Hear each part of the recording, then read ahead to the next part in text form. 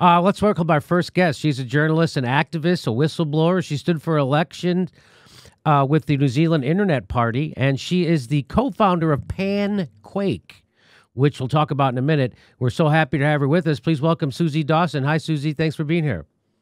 Thank you so much for having me. My pleasure. I want to talk to you first about Julian Assange. So the British judge, here's the latest headlines. British judge keeps Assange in prison despite ruling against extradition.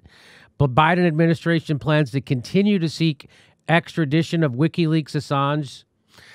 Civil liberties groups ask Biden Justice Department to drop Julian Assange case. Julian Assange is still in prison, and America's democratic principles are still at stake. So this is from Assange is being prosecuted for activities that national security journalists engage in every day, and that they need to engage in if they are to serve as meaningful check to government power. Americans for Assange, publishing the truth is not a crime. Torturing a journalist is. And that's what's happening right now. So Susie, you're very close to what's happening with Julian Assange. Tell us, what is the status of Julian Assange's imprisonment? Is there any movement happening with the British government or the Biden administration? Not that we're aware of. There should be, but I'm certainly not aware of there being any movement from them. They seem to want to keep Julian in prison indefinitely. It's being described by Andrew Wilkie, an Australian MP, as an indefinite detention. I think that's an accurate description of what's happening to Julian. As you know, he's been persecuted by successive US governments, and other governments have been complicit in that, including the Australian government, the Swedish government, and in particular now the UK government as well. It's pretty devastating, to be honest with you. The treatment of him is akin to the treatment of mass murderers, serial killers, terrorists. He's in the worst prison in London, in Britain, known as the UK's Guantanamo Bay, Belmarsh prison.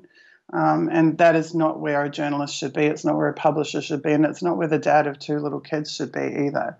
Because Julian isn't just what he did for a job. He's actually a father, a man, a friend, and a wonderful person who doesn't deserve to be treated this way.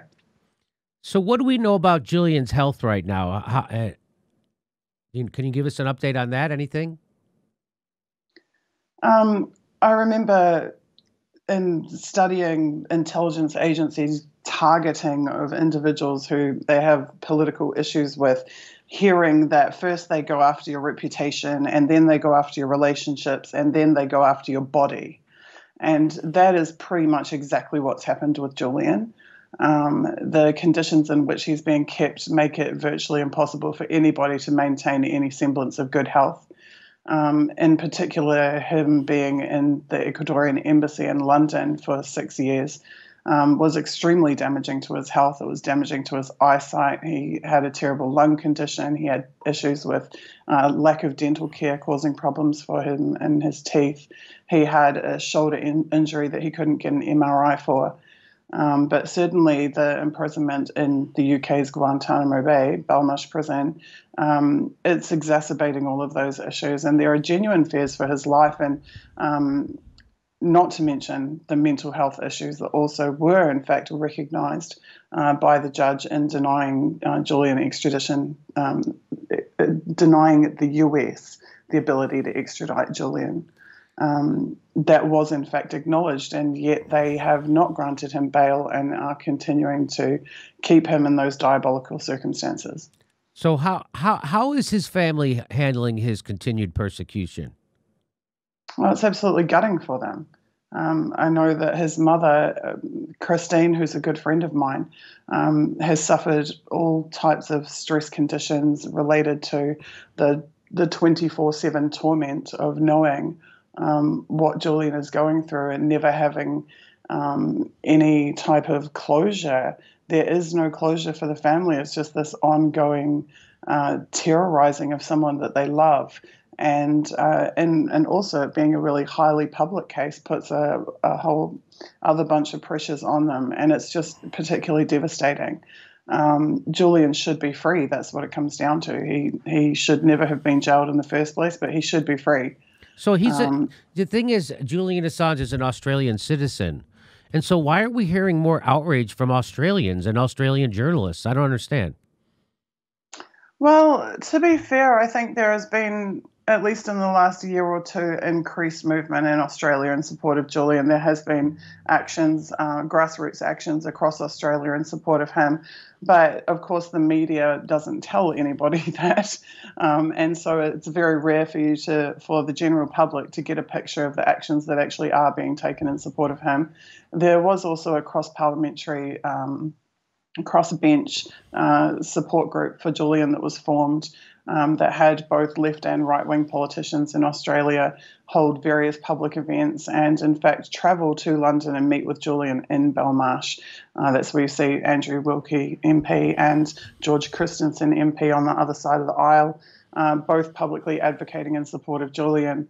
So I think that there absolutely is grassroots support for Julian. There's grassroots support for Julian all over the world.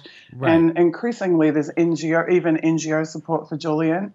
But getting enough pressure to manifest actual change in the halls of the most elite levels of power across the Western governments is extremely difficult, unfortunately. So, all right, let's move on because you want to talk about this new thing you've been working on. You've been working on this thing called PanQuake, right? So you've been it's a new messaging, it's a new social app, basically. And what I understand about it, well, first of all, I know Bill Binney is involved in setting it up. Now Bill's was the lead guy in cracking the Russiagate fiasco. And he was the one who informed this show. He was also the top NSA code breaker of all time. And they tried to frame him. The FBI tried to frame him because he blew the whistle on them. And he's so smart, he outsmarted them. So he's working on this thing called PanQuake. And it's a new messaging map. And it's supposed to be based on blockchain and all this great stuff that I don't understand. But you do. So tell everybody, what is PanQuake and why do we need PanQuake? Well, I will just continue on in the vein of Julian Assange because Julian was years ahead of me. He said as far back as 2016 and 2017 that people are going to be trapped in a filterverse of one, which is censorship being imposed by corporations and governments upon us, restricting our ability to communicate with our friends and our followers. And Julian expressly called for the creation of a cryptographic alternative, in his words, to Twitter and to Facebook. And so I like to think that PanQuake.com is helping to bring that dream into reality. And I'm really lucky that, as you mentioned, people as esteemed as Bill Binney have seen this opportunity to create a solution to a massive problem, which is the ever-increasing censorship on all of us, independent media and creators, but even just the public is now feeling that boa constrictor of the censorship, restricting our ability to speak and to communicate and to form relationships and to spread information. And so PanQuake.com is our answer to that problem. It's our life, we like to call it a lifeboat, that we and everybody that we love and care about and want to communicate with can get on and paddle away from big tech and their abusive users. So PanQuake is about building a user-supported community, which means we're not funded by corporations, we're not funded by governments, we're sure as hell not funded by intelligence agencies as some other big technology has been. We are funded by our users and only our users. We're an advertising-free platform. We don't make money from anybody except our users. And that allows us to completely tailor every aspect of our product and our business solely for the benefit of our users. That means no spying on you, no arbitrary account suspensions. You control your data. We don't even collect your data, let alone sell your data. It means no missing retweets or likes, no followers disappearing, none of that. We're creating a platform where you can build a following that you can keep, and you don't have to worry about someone taking it away from you. So it's pretty amazing in that regard. So that does sound pretty amazing, and you're going to be, and you think you'll be able to. So you're basically, is it going to be like the format? Is it going to be like Twitter or Facebook or a hybrid? Or tell me. So it's a short messaging system. So we're giving you a few more characters than Twitter does. We're giving you some amazing new features that will get rid of a lot of the nonsense in the workflows of Twitter, where you're having to open 12 different browser pages because it's constantly forcing you to go back in here and there, because Twitter love to increase the number of page views so that they can sell their investors to give them more money because they're getting more clicks and more hits. We don't have to do any of that, as our investors are our users. So we just have a simple single view dashboard where you can do everything related to your communication without ever having to go to different pages and forward and back in here and there and everywhere else. So we have got a next generation dashboard. We've got drag and drop panels so you can rearrange all the different elements to exactly where you want them to be on the page. We've got really cool technological solutions that simply don't exist out there right now. And we've got them for a very small, modest monthly fee per user, which frees us from needing any corporate investment or government investment. So that's the way you're going to keep it friendly to the user, is that you're not going to take any corporate investment. You're not going to take any advertising. This is going to be run on a subscription basis. People will pay. So right now, Facebook, Instagram, Twitter, they're free apps, but this won't be. You'll have to actually pay like a nominal fee a month? Yeah. So Twitter and Facebook will spy on you for free. And Twitter and Facebook will steal all of your data and your communications with the people that you love and care about. And then they will sell that to myriad other for-profit corporations around the world for free. They will do that for free. So they will listen to every conversation you have for free. For free. We don't want to do that to you. And so we want to be able to let you have your privacy, to give you freedom of communication, to give you freedom of association, freedom of expression, without us being a middleman deciding who you get to talk to or when, or collecting that data for some nefarious use. So we have a voluntary registered subscription model of a flat fee of $5 per month. Now, if you cannot afford $5 per month, as many people cannot at the moment, we have got two other options for you. One is that you can actually gift accounts. So if you want to pay $20 a month and have 4 accounts and give 3 away, you can. But we're also giving compassionate accounts and have a compassionate account fund. So for those who are facing genuine hardship, for whom $5 is literally the difference between whether or not they eat, they can apply for a compassionate account, and we will grant those compassionate accounts to people facing hardship circumstances.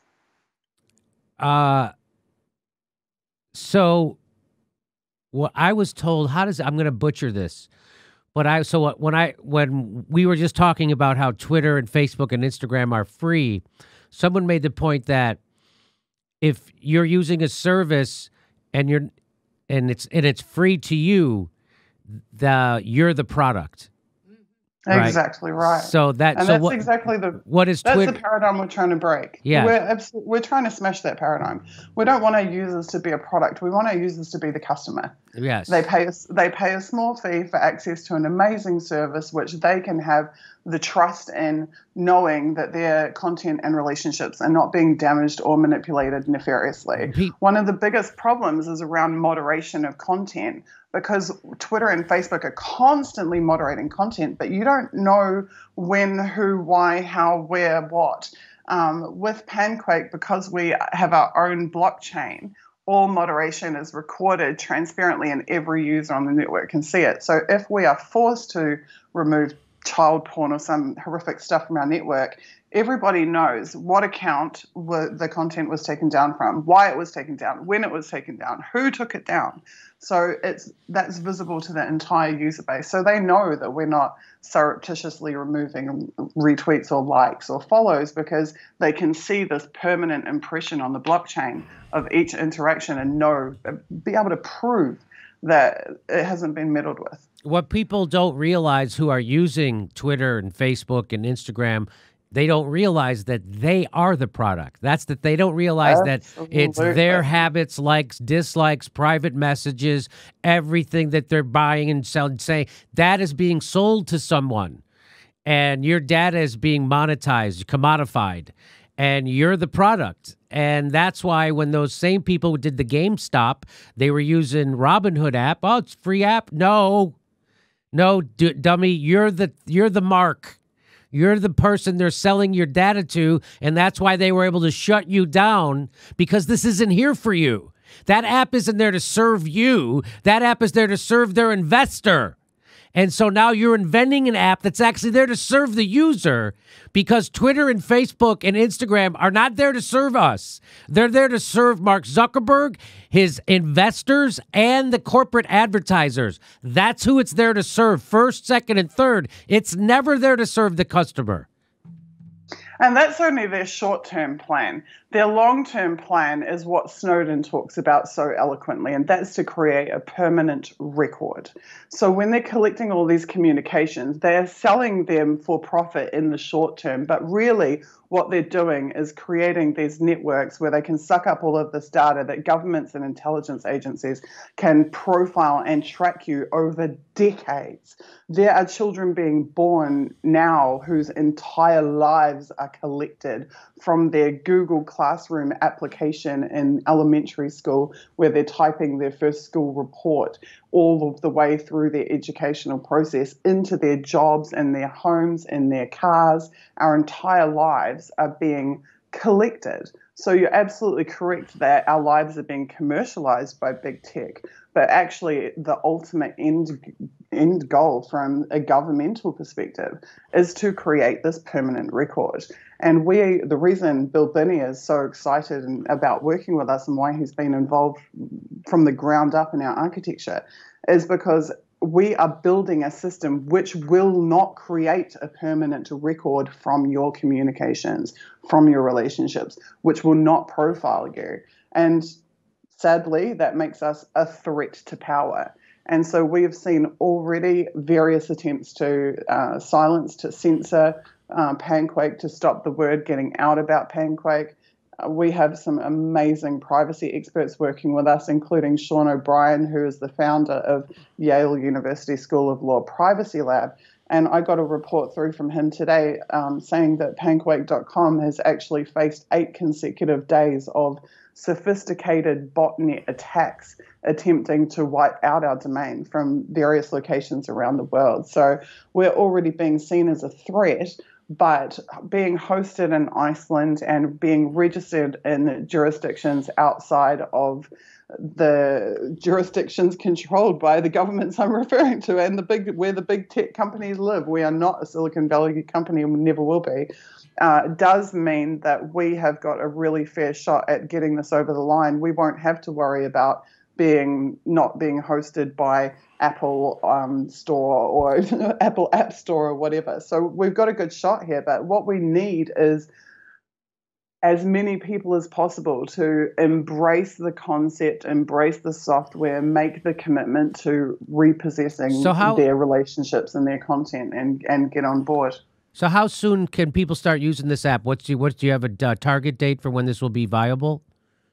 So we had to find out first and foremost, would we be able to raise enough funds to establish the business and the backbone of PanQuake? And remarkably, we met that target, which was $50,000 that we needed to do the setup in only 23 days. So we know that, yes, we can build PanQuake, but the question of when is going to come down entirely to how many developers I can hire to build it, because more money for us means more developers, and more developers means building it faster. So if people want this in their hands ASAP, we have got to start hitting our second and third tier fundraising targets on our campaign. So if you want to get PanQuake out to the world as quickly as possible, and you can't donate, which I totally understand, just take us under your wing by spreading the word to everybody that you know about what PanQuake is and why it's so important to support us. You will find our fundraising page at gogetfunding.com/PanQuake. And at that page, you can click on the backers and comments section and read through, I think, about 1,750 comments sitting there right now from people talking about what the opportunity of PanQuake means to them, how important and vital this is for us and for our communities, and particularly for independent media who are facing total silencing. There's no other way to put it right now. We are facing doomsday in terms of our ability to reach our audiences and interact with our audiences. And PanQuake is an out for that. So, yeah, spread the word, support us, contribute if you're able. If not, spread the word until you find people who are able. Keep us strong, help us hire some more developers, and help us push this out faster. And so let's say best case scenario, people do donate, you get some money, you hire developers. When do you, what's the ballpark on when you can expect to be able to use it? So what I've done is I've instituted monthly delivery meetings. So at the last Saturday of every single month, we show very transparently exactly what our progress is on building the platform. I can't commit to an end date because it's how long is a piece of string, but what I can do is show the progress and the pathway. So we know what we need to do and we know what we've achieved up to this point. And so last Saturday of every month, we come back in and give the updated progress on the pathway. So I can tell you that I already know what PanQuake looks like. I can tell you we already have our final front-end screens. We know we can see viscerally the application. I'm obviously not releasing that because we don't want to be gifting our IP to the corporations quite yet. But certainly the back-end build is more complex, and the more developers we can get on board to complete that, the faster it will be out. So I don't want to commit to a specific date, but what I can do is tell you every 30 days we are making another leap forward in progress. And I would love very much, actually, Jimmy, if you're willing, for us to be able to update you monthly and give you our slides of our progress so that you can track the development of the application. So, under 5 years, under 3 years? Okay. It would definitely be within a 12-month period, hopefully significantly less than that. These types of builds, I am a commercial software development manager in the commercial space. This is a $3 to $10 million build. We have already made over $1 million of progress. Just to get to the point at where we are at now would cost a commercial company over $1 million. So far, we've done it on $67,000 instead of $1 million because we're lucky to have a huge team of volunteers who are talented, qualified, experienced people who are helping to make this happen. But by the nature of them being volunteers, they're doing weekends and after hours and when they can. What I need is 9 to 5 staff that can push this forward every day, 8 or 10 hours a day. And that's why we need the funding to do that. And truly, the more people who we can convert from being good-hearted volunteers, dedicated volunteers, into full-time staff working on the development project, that 1 year becomes 6 months, becomes 4 months, or that time frame shortens. So that's why we've got to, if we want this fast, put the effort into the fundraising to get those people on board full-time. Got you. All right, PanQuake.com. There it is, PanQuake, PanQuake.com. Go there, check it out. If you want to donate. You want to? Can people buy subscriptions yet, or is that just still strictly just donating? So if they donate right now, then they get an early access code, and that means that they will be able to be onboarded to the system and have their PanQuake account prior to the full-blown public release. So if you want to donate to us, then you will get in the door first, and we will look after you. Okay. Susie Dawson, working on PanQuake. Thank you very much for and please keep us updated. We'd like to hear the progress of this, and tell everybody working at PanQuake and Bill Binney we say hello. I absolutely will. And thank you so much for your support, Jimmy, because you've been amazing. Thank you so much. Okay, no problem. All right. Hey, everybody, this is the part where I tell you where all our live shows are, but there aren't any. And then this is why I tell you to join our premium program and get extra content, but nobody's got a fucking job. So just enjoy the video.